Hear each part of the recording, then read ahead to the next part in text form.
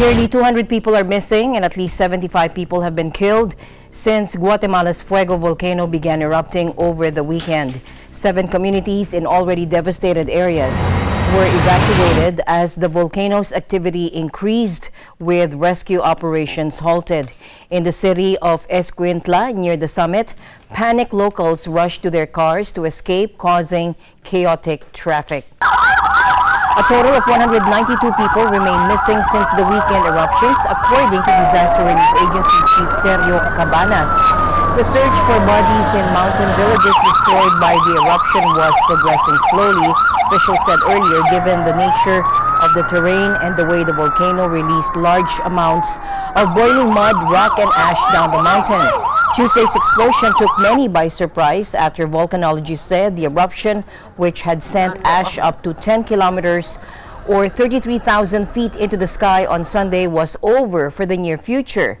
Earlier, Eddie Sanchez, the head of Guatemala's National Institute of Seismology, had predicted no imminent eruption over the next few days. Supuestamente mi familia, yo perdí 5 familiares. 5 familiares y no los he encontrado todavía. Lograron salir, pero todos perdieron todo. En ningún momento les platicaron nada. Cuando ellos sintieron, tenían la lava del volcán como a 4 metros. Volcanologists said that people should not underestimate the risk from pyroclastic flows and volcanic mud flows known as lahars. Kilauea has lava flows, which is slow moving. The pyroclastic flow, which is seen in Guatemala's Fuego volcano, is a fast-moving mixture of gas and volcanic material such as pumice and ash or lahar. And such flows are a common outcome of explosive volcanic eruptions like the Fuego event and are extremely dangerous to populations living downrange. A much-vaunted summit between U.S. President Donald Trump and North Korean ruler Kim Jong-un will take place on Singapore's resort island of Sentosa, the White House said Tuesday. The June 12 meeting will be the first between sitting leaders of each country and will focus on denuclearization of the Korean peninsula. Take a look.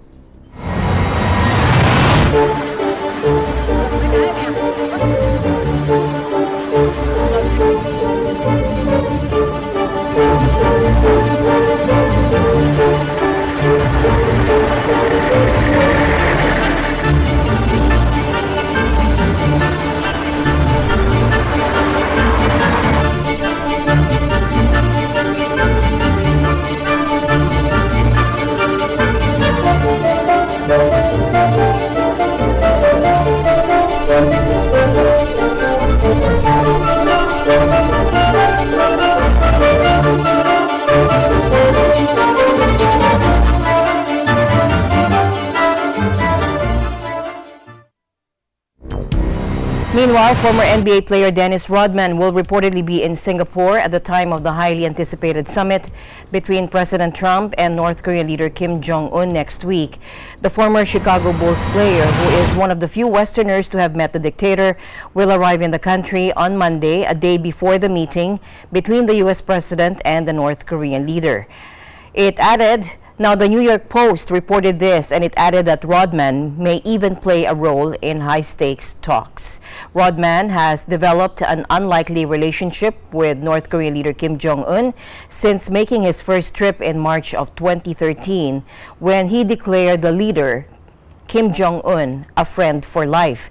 Describing the trips as basketball diplomacy, he said during his latest trip in June last year that he was just trying to open a door with his visit. Darren Prince, Rodman's representative, told the Post that a trip to Singapore had not been confirmed, but that he would be willing to go if his expertise were needed.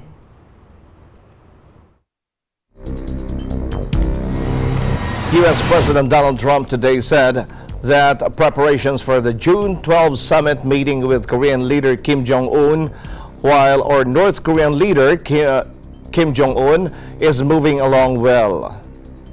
The president's statement comes a day after Singapore designated a special event area of the Sentosa Island tourist resort.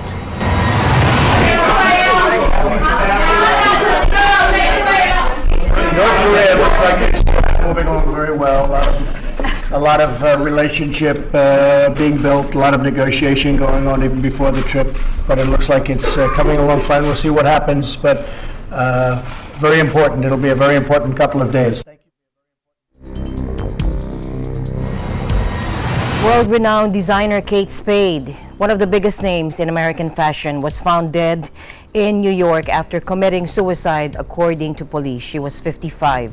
Celebrity website TMZ said the designer, especially known for her sleek handbags, hanged herself in her Park Avenue apartment. A police spokeswoman confirmed Spade committed suicide but told AFP the exact circumstances of her death were not yet clear. Spade, who first worked as a journalist, including a stint at Mademoiselle magazine, launched her eponymous fashion label in 1993 with her husband, Andy. Her cheerful use of bright colors and prints proved a hit with career women. She had sold the last of her shares in Kate Spade New York more than 10 years ago and was no longer directly associated with the management of the company bearing her name. In the past few years, Spade-born Catherine Brosnahan had launched a new accessories label named Frances Valentine, named after her daughter. Police said the designer's housekeeper found her unresponsive on Tuesday at her Park Avenue apartment in Manhattan. The New York Police Department Chief of Detectives Dermot Shea said a note had been found at the scene, but he declined to reveal its contents. He said the evidence at her home pointed to a tragic suicide. A truck carrying explosives blew up near the entrance of an iron ore mine in northeast China on Tuesday, killing 11 people, injuring 9 and leaving another 25 trapped underground, state media reported. Some 23 victims stuck inside the mine run by Huamei Group, a subsidiary of China National Coal Group Company in Liaoning province, were able to contact rescuers, according to state broadcaster CCTV.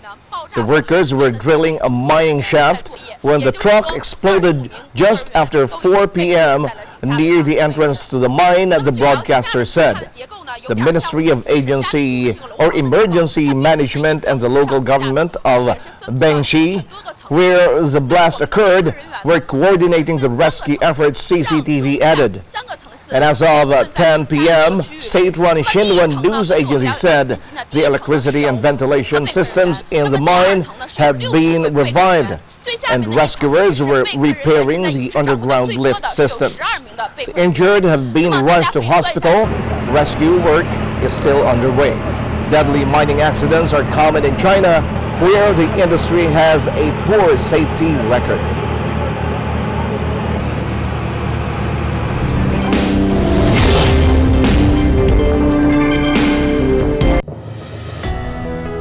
Welcome to the garden. A world that recaptures the value of life, creating your moments,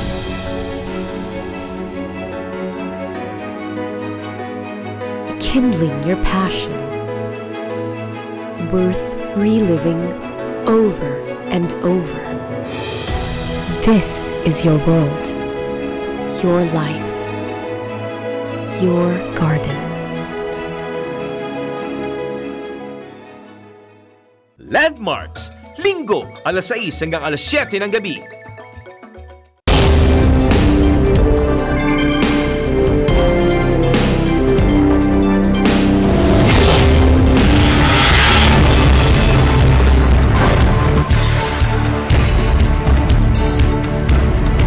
Hundreds of oceanfront homes have been destroyed by lava flow from Hawaii's Kilauea volcano, according to officials. Janet Snyder, a spokeswoman for the Hawaii County, said they've lost hundreds of homes in Kapoho Beach, lots and vacation land overnight, but don't have the exact figures. She said the lost homes were in addition to 117 others destroyed since the volcano began erupting on May 3, forcing the evacuation of 2,500 people. The latest 2 communities affected by the lava flow had been ordered evacuated beforehand, and there were no immediate reports of any casualties. One of the homes lost was that of Hawaii County Mayor Harry Kim. The Hawaiian Volcano Observatory said that an overflight early Tuesday confirmed that lava had completely filled Kapoho Bay, inundated most of vacation land, and had covered all but the northern part of Kapoho beach lots. The flows of lava marched all the way down to the Pacific Ocean, as you can see here, where they were currently filling in Kapoho Bay, and it is now remaking the coastline, according to volcanologists. The USGS showed the shallow bay being rapidly filled in with cooling lava. When lava contacts salt water, it produces a toxic acid steam called lava and haze that is laced with tiny particles of glass. Meanwhile, the observatory also said that a series of earthquakes had rattled the island for most of Monday night and into Tuesday morning, including one with a magnitude 5.5 that generated an ash plume. It has now been over a month since magma began to burst north from a series of fissures in the Eastern Rift Zone centered on the Lailani Estate subdivision in Puna, which has now been partially destroyed. The total number of structures destroyed by lava is quickly approaching 300, according to officials. As of Monday, USGS reports that 7.7 square miles of the island have been covered with lava since the eruption began. The most recent eruption in the same rift zone in 1960 lasted 36 days, and there's no telling. However, this eruption might go on for. The day he was rescued was one of the best days of his life. Now he's hoping tonight about the lava interacting. Jordanians protest in the streets of the capital Amman on a 6th consecutive night despite Prime Minister Hani Mulki's resignation. Jordan Senate met for a special session after another night of protests across the country against IMF-backed austerity measures, including a draft income tax law and price hikes. Protests have gripped the country since Wednesday, when hundreds responding to a call by trade unions flooded the streets of Amman and other cities to demand the fall of the government.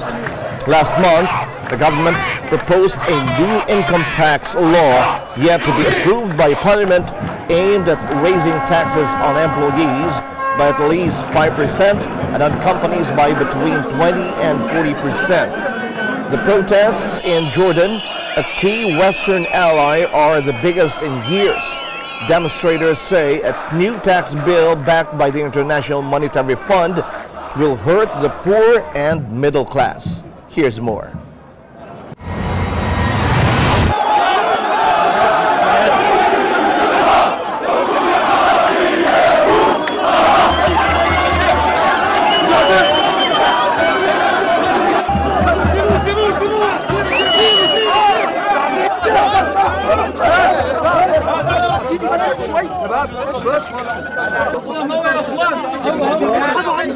Even after the resignation of Prime Minister Hani Mulki, this is not the main demand of the people. The people are demanding real economic reform, as well as the removal of the new income tax law and adding subsidies for basic necessities, as well as reducing the taxes on electricity and gas.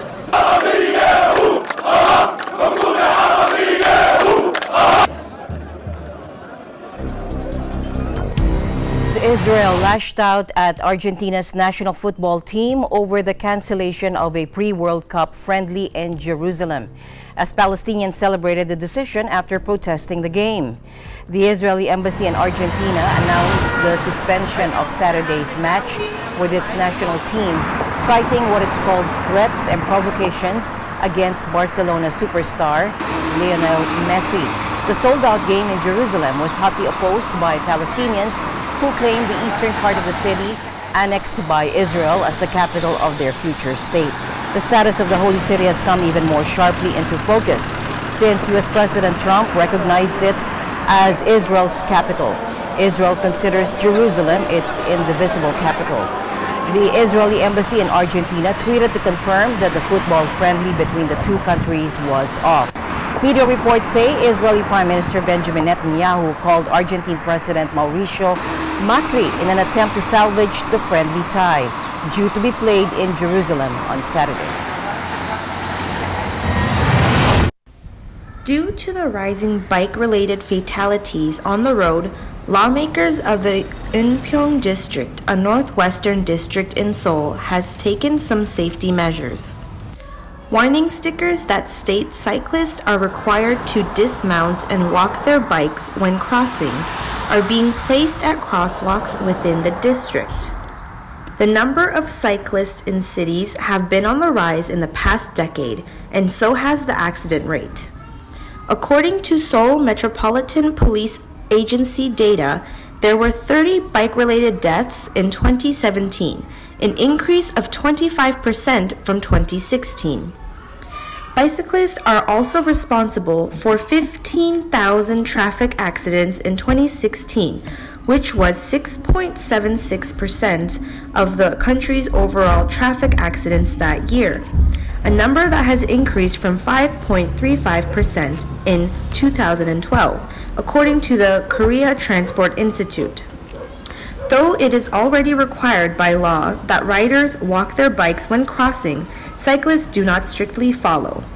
Go Do-kwan, a Yeokcheon-dong district official, stated the warning stickers will at least help them realize riding in the pedestrian crossing is a dangerous practice, and that it is also against the law to do so. Experts say that the lack of designated bike paths is also to blame for the increasing number of bike-related deaths. Some lawmakers have also expressed their concerns over the limited designated bike paths. Early this year, the Seoul Metropolitan Government has promised to build 84.4 kilometers of bike-only lanes by the year 2020. This is Angeli Fuentes, EBC correspondent from South Korea, and I am one with 25. The current policy in the United States of separating extremely young children from their asylum seeker or migrant parents along the country's southern border, quote, always constitutes a child's rights violation. This is according to the UN Human Rights Office, OHCR. Information from various sources suggests that several hundred children have been separated from their families since last October. The practice of separating children from their parents is being applied to both asylum seekers and other migrants in vulnerable situations.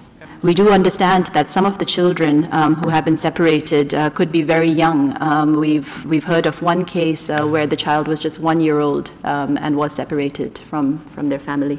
There is nothing normal about detaining children. As I said, detention is never in the best interest of the child and always constitutes a child rights violation.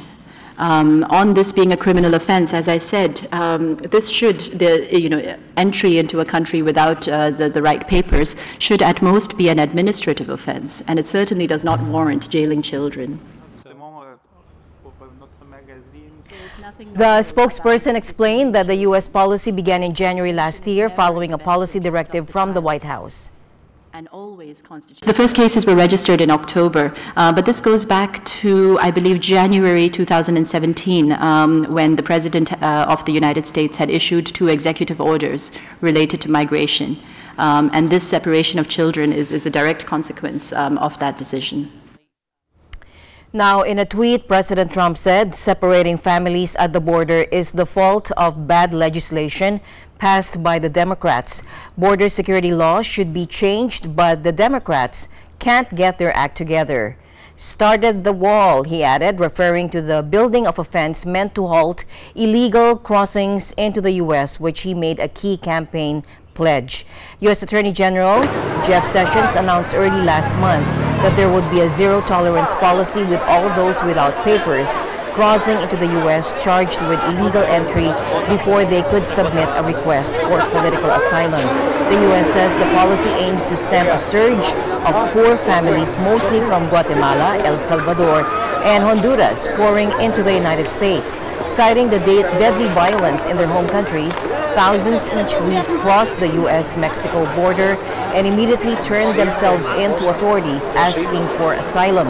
William Spendler of the UN Refugee Agency stressed that, quote, the right to claim asylum is a fundamental human right, and it is also part of the law in the United States.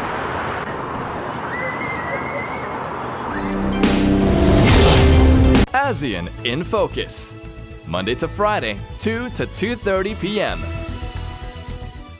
Know the latest news and information here and abroad. In Agila, Bailta, track the latest happenings in the provinces in Agila, Provincia. Be aware of important events in Asia in ASEAN in Focus, and be updated in the biggest news around the world in Eagle News International. Tune into Mata ng Agila and get the day's headlines and news that are sharp, accurate, and objective. Only here at Net 25.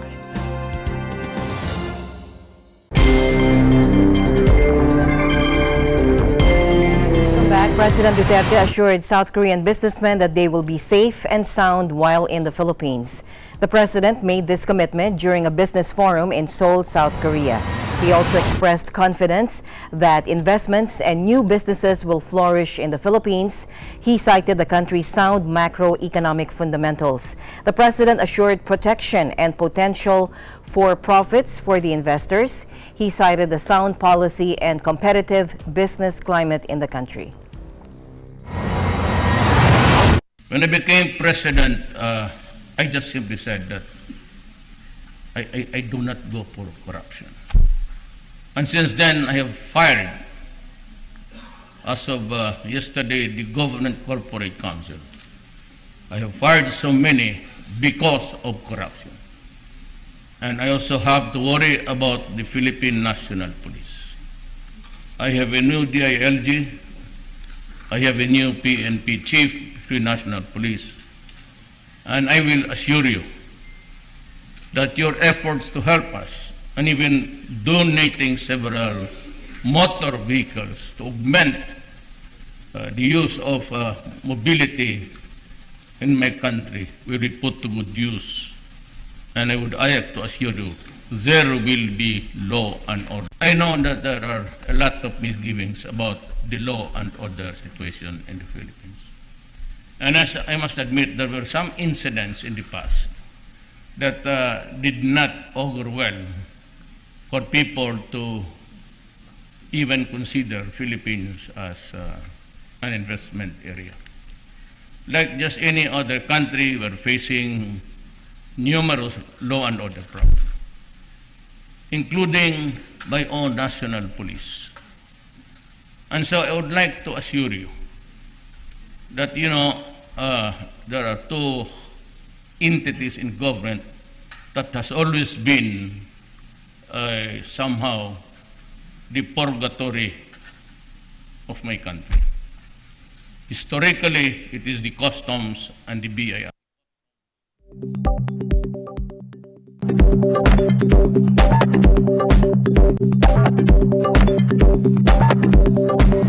Nothing deters tourists and locals from getting that perfect shot in front of the many colorful Instagram-worthy murals found within the bustling streets of Hong Kong. Take a look.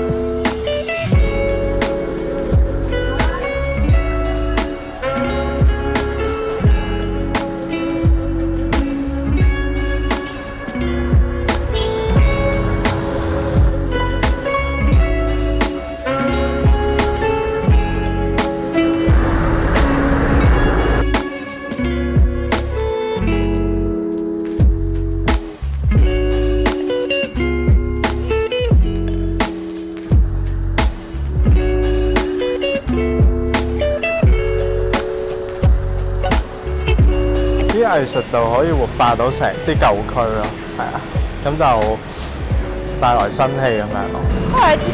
It's a good chance for artists to paint where everyone can see their work.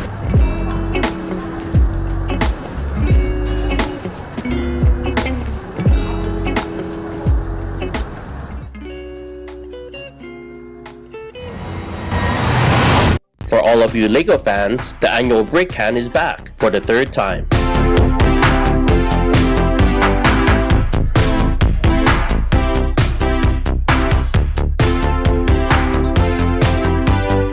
If you haven't heard of Brick Can, it is a non-profit society started by a group of people who have a passion for LEGO.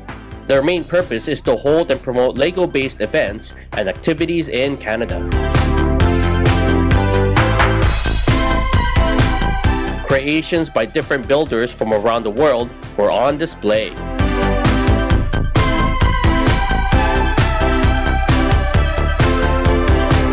Attendees were able to shop for LEGO-themed books, clothing, jewelry, artwork, and rare LEGO sets and pieces.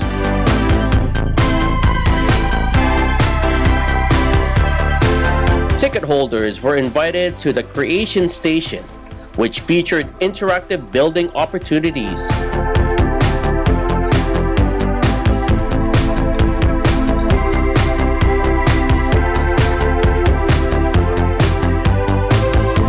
The event has been described as a must-see, and tickets for most sessions are sold out early.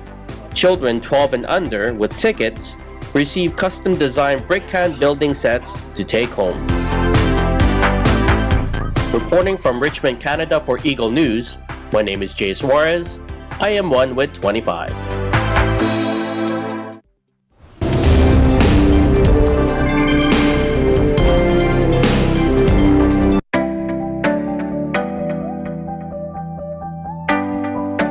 My family joins me in extending our warm greetings to Eagle Broadcasting Corporation in celebrating its 50th founding anniversary.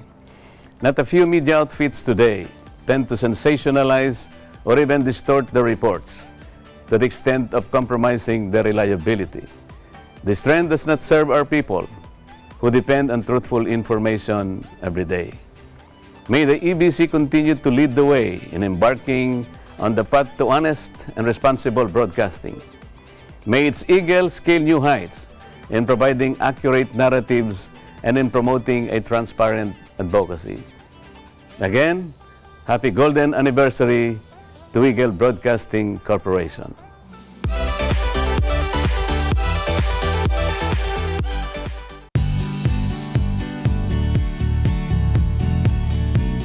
I am here right now at Spanish Banks, one of Vancouver's popular beaches, where you get a great view of the Vancouver skyline and the North Shore Mountains.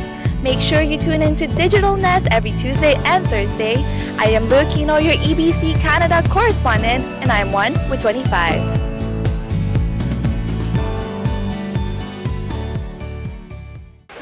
Hello Digital Nesters, thanks so much for watching this video. Make sure to give it a thumbs up and don't forget to subscribe to watch our future features.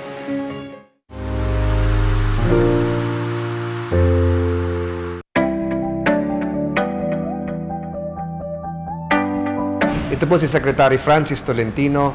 Binabati ko po ang Eagle Broadcasting Corporation sa pagdiriwang nyo ng ika-50 taong anibersaryo. Maraming salamat po sa 50 taong paglilingkod nyo sa sambayanang Pilipino. Daghang salamat.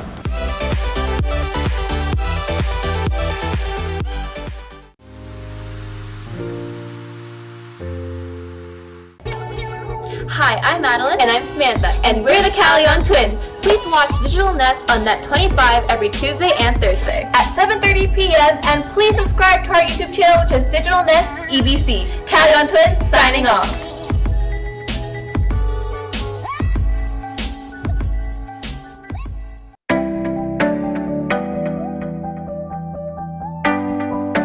Ako si Antonio Aquitania, bumabati po sa inyo ng Happy 50th Anniversary to Eagle Broadcasting Corporation.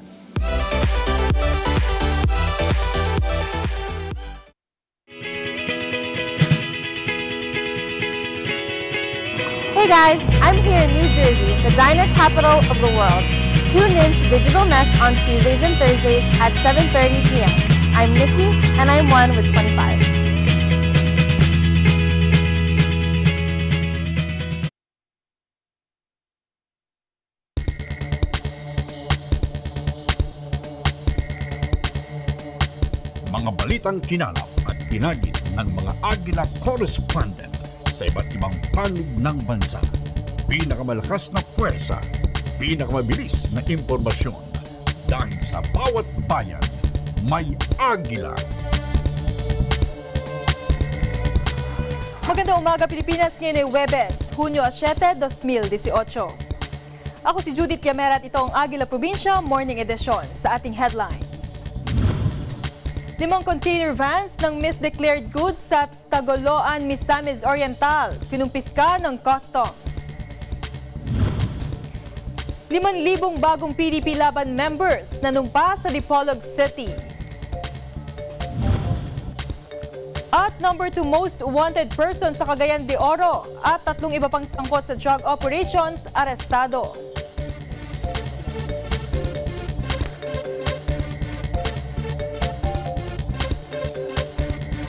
Sa detalye ng balita, 5 container vans ng misdeclared goods ang kinumpiska ng Bureau of Customs sa Tagoloan, Misamis Oriental. Sa ulat, idineklara daw na puro bawang ang laman ng mga container vans pero nang inspeksyonin ay may mga kasama itong sibuyas. May detalye si Richard de la Cruz.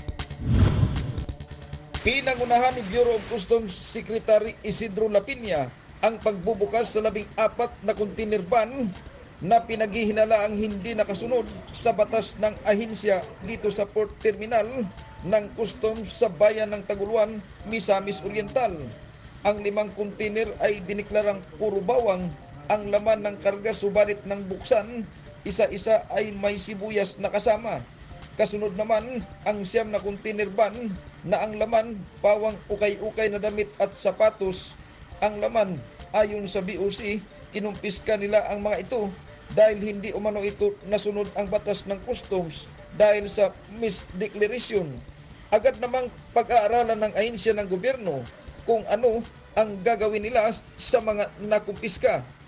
Sa isinagawang press conference, hinikayat naman ng sekretary ang lahat ng kawani ng BOC Region 10 at maging sa buong bansa na mahalin ang trabaho nila anuman ang posisyon upang lalo nitong mabigyan ng mataas na moral ang ahensya.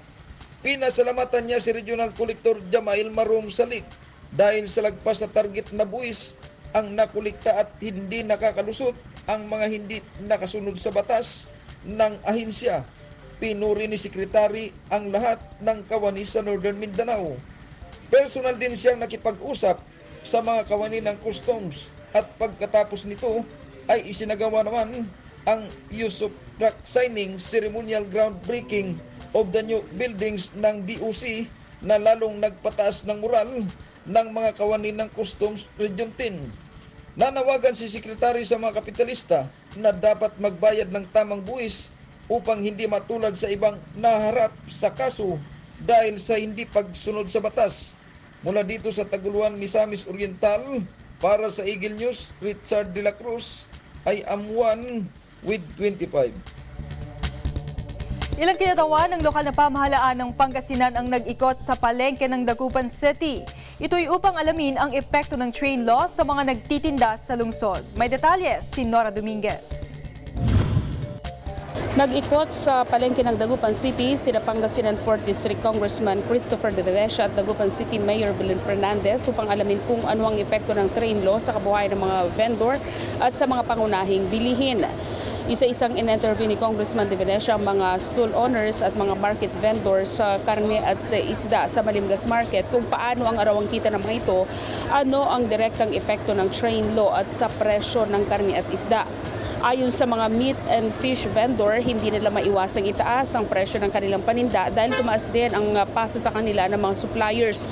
Maliban pa dyan ay tumaas din umanong bayarin nila sa kinukonsumong kuryente at may obligasyon ding binabayaran sa mga inuukupang mga pwesto at gastos sa gasolina sa transportasyon ng panindang produkto. Ayon sa mga vendor, mas mahirap kumita ngayon kaysa dati dahil hindi naman sila pwedeng magpataw ng mas mataas na dagdag presyo dahil hindi umano kakayanin ito ng kanilang mga suki. Sa palengke ng Dagupan, sa kalagayan ng presyo ng karne ng baka ngayon mula 240 pesos ang kada kilo, ngayon ay nasa 280 pesos ang kada kilo. Sa karne ng baboy na mula sa dating 180 pesos ang kada kilo, ngayon ay 240 pesos na ang kada kilo. Habang ang bango sa dating 130 pesos ang kada kilo, ngayon ay nasa 150 ang kada kilo at ang tilapia na dating 70 pesos ang kada kilo, ngayon ay nasa 90 to 110 pesos ang kada kilo mula nang ipatupad ang train law.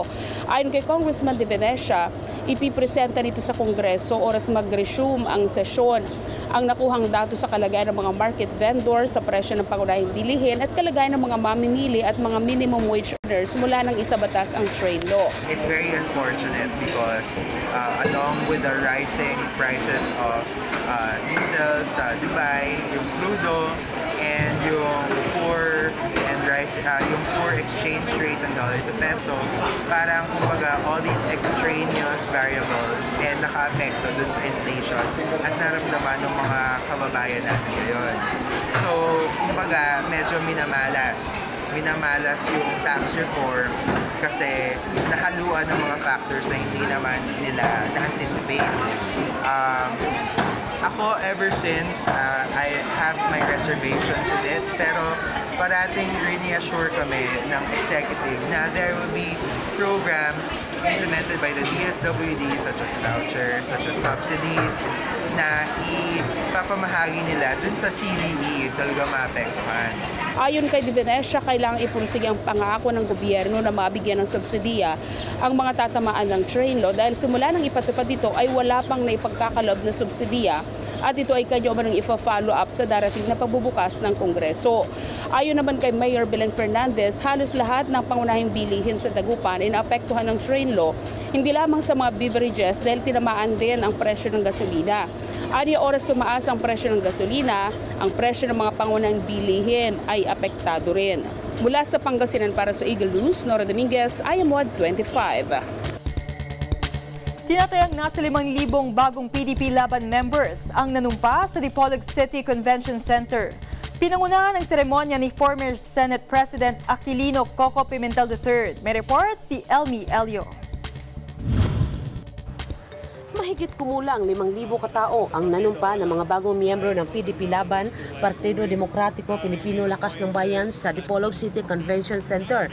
Ayon kay former Senate President Aquilino Coco Pimentel III, sa kaniyang kapasidad bilang Pangulo ng ruling PDP Laban Party, pinangunahan niya ang manunumpa ng mga bagong miyembro ng Administration Party na dinaluhan ng mga taga-suporta mula sa iba't ibang munisipalidad ng lalawigan. Kabilang sa nakisaya sa seremonya si Governor Roberto Y. Uy, Vice Governor Senate Alvis Angeles, Congresswoman Jonah Labad-Labad at iba pang mga kasamahan nito. Tinalakay ng senador sa harap ng mga bagong miyembro ng PDP Laban ang usapin sa federalism.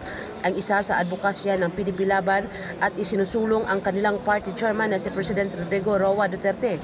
Ikinatuwa naman ni Pimentel ang pagpapakitang suporta ng San Nortehanon ukol sa PDP Laban. Aniya, katunayan lamang daw na kaisa ang mga ito sa magandang hangarin ni President Duterte.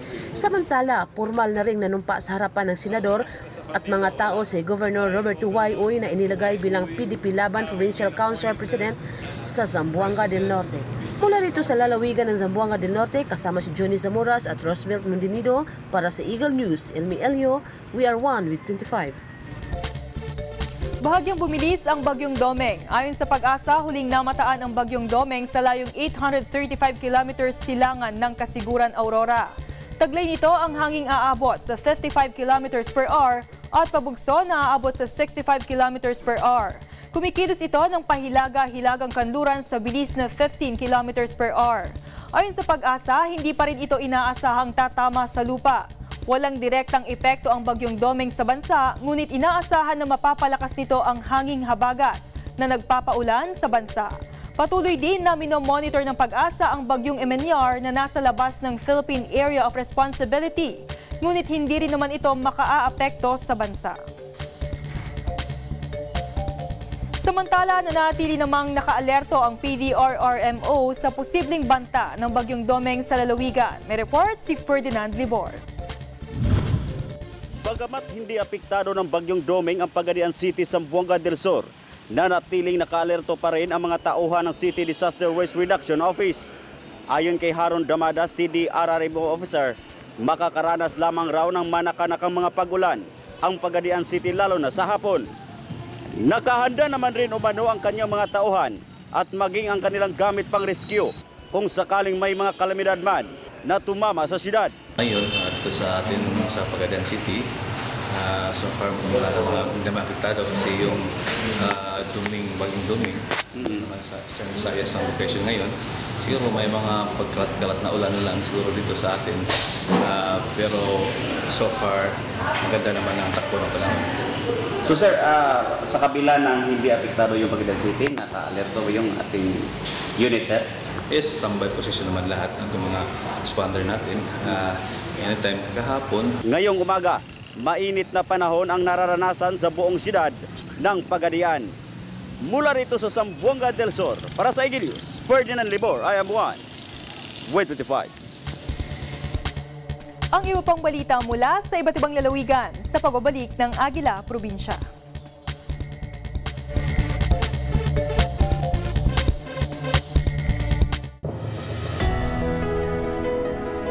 Welcome to the garden. A world that brings you back to that natural, carefree feeling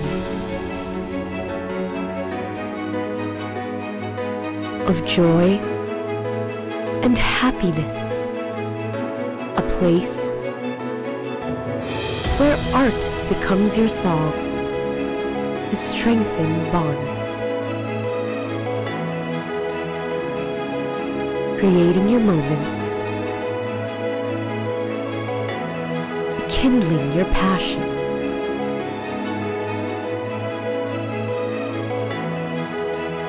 worth reliving over and over. A world that recaptures the value of life. Breathe. This is your world, your life, your garden.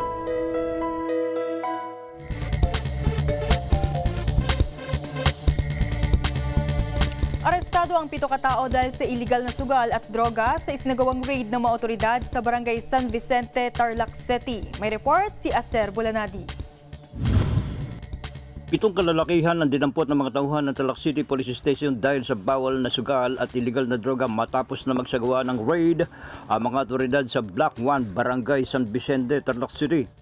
Sa ulat na ipinadala ni Police Superintendent Eric B. Buenconsejo, hepe ng Tarlac City PNP, kay Police Senior Superintendent Richie Medado Posadas, Provincial Director ng Tarlac, ang 7 na naaresto ay sina Pablito Agustin, 34 anyos, Sunny Agustin, 28 anyos, Ederson Tiglao, 44 anyos, Jingoy de la Cruz, 30 anyos, Robin Groyon, 25 anyos, Mauricio Balmores, 45 anyos, pawang mga taga-barangay San Vicente, Tarlac City, at si Victor Tiglao, 31 anyos, residente ng Sapang Maragul, Tarlac City.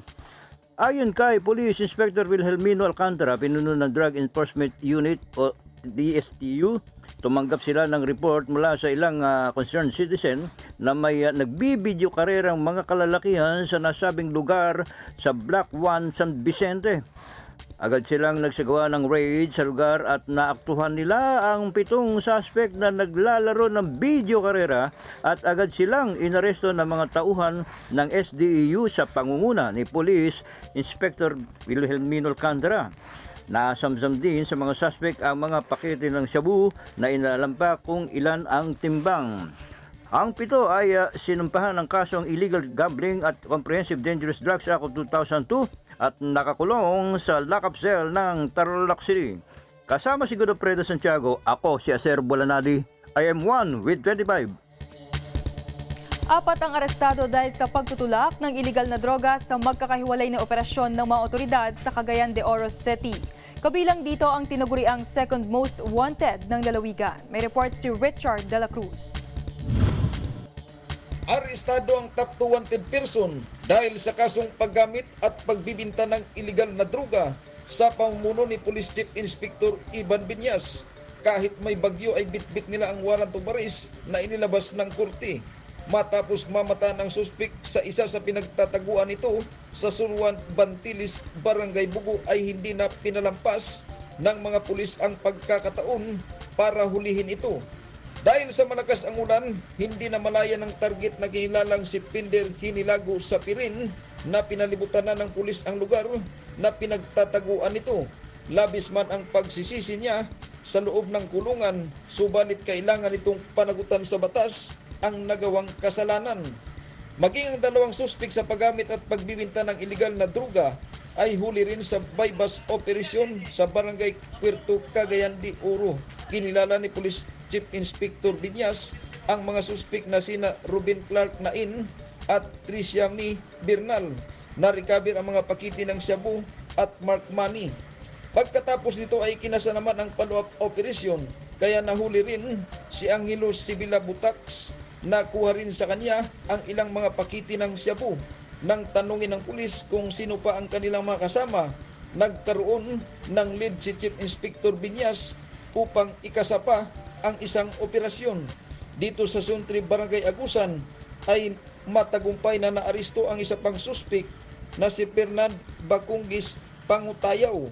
Matapos makabili ang PNP agent na nagpanggap na buyer, nakuha sa posisyon ng suspek ang ilang pakiti ng shabu at mark money.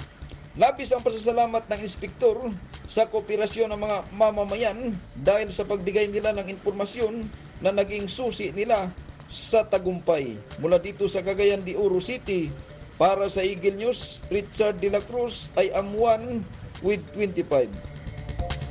Arestado naman ang ikalima sa drug watch list matapos mahuling nagbebenta ng iligal na droga sa Nagcarlan, Laguna.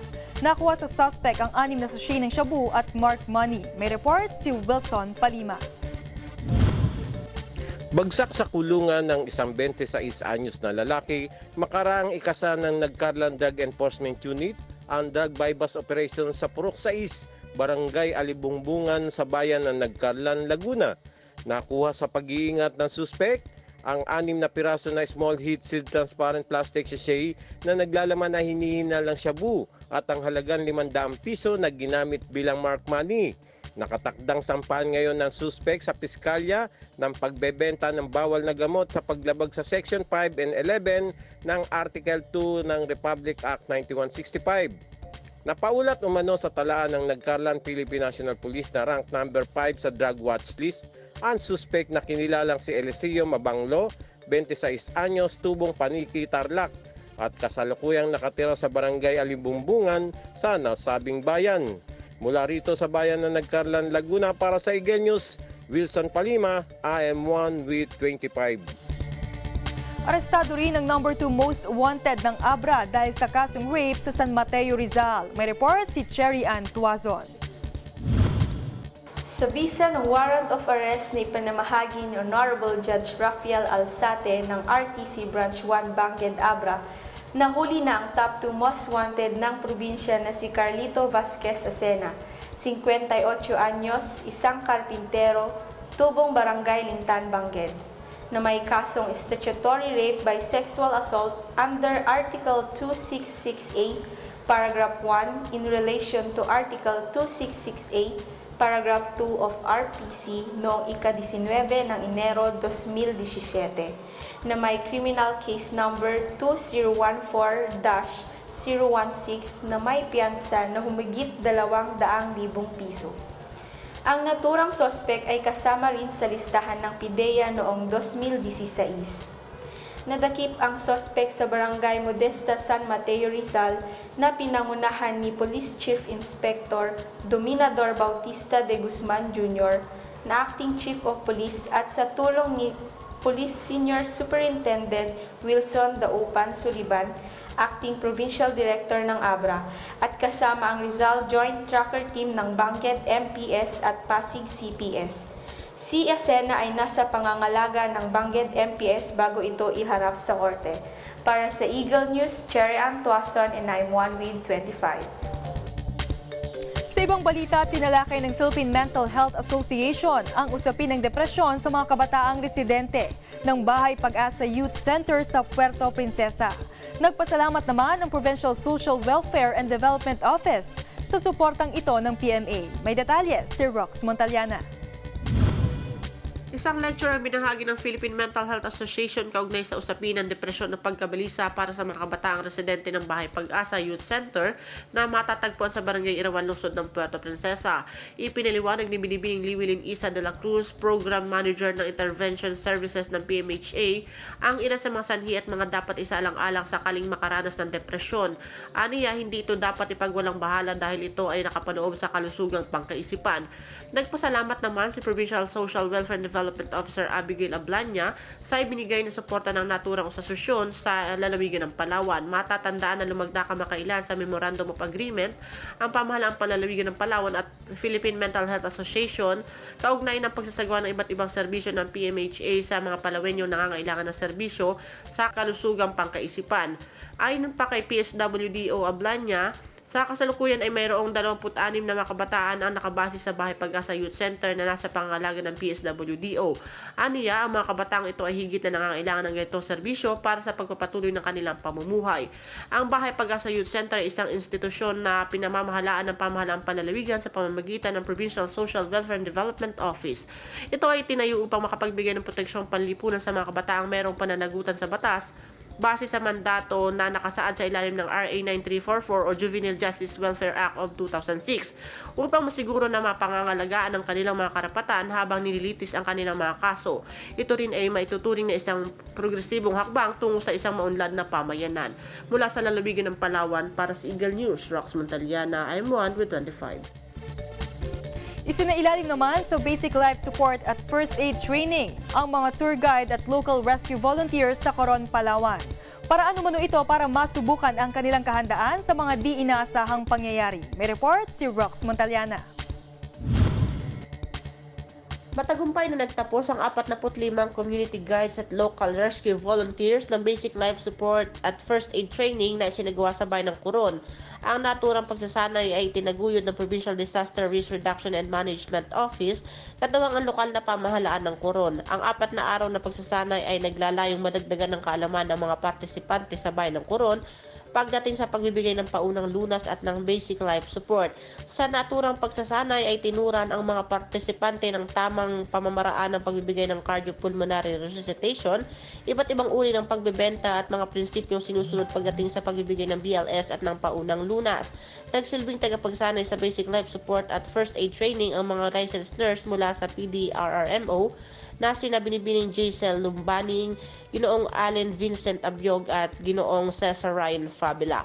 Nagpasalamat naman ang partisipante sa pagkakataon binigay ng lokal na pamahalaan ng Coron at ng PDRRMO upang magkaroon ng mga bagong kaalaman na magagamit nila sa kanilang mga trabaho at maging sa kanilang tahanan kung mayroong mga emergency. Mula sa lalawigan ng Palawan, Rox Montaliana, Eagle News, I am One with 25.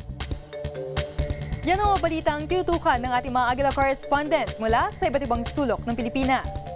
Ito ang Agila Probinsya. Ako si Judith Yamera, ang inyong naging tagapaghatid balita. I'm One with 25. Susunod ng Agila Balita, magandang tanghali sa inyong lahat.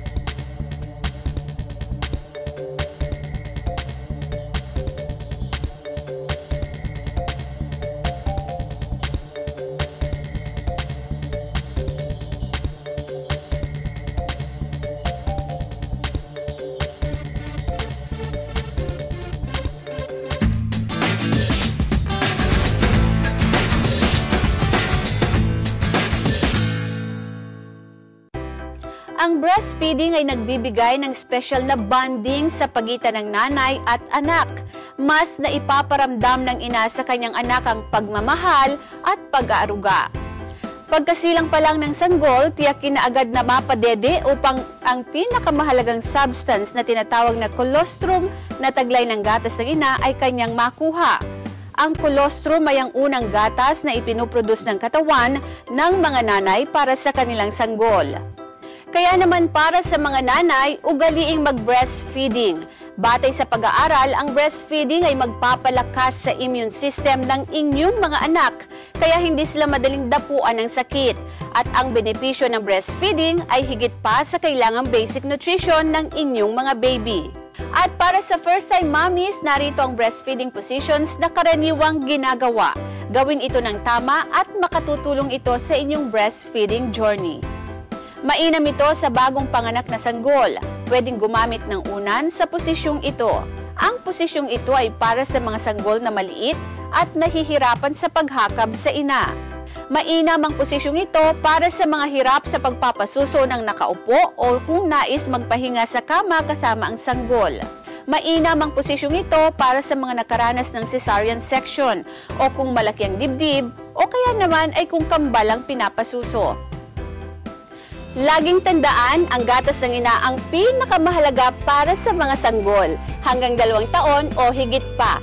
Taglay ng breast milk ang lahat ng vitamins at nutrients na kailangan ng mga baby sa unang 6 na buwan. Ako po si Eden Santos, kaisa sa pagpapalaganap ng kahalagahan ng breast milk at breastfeeding.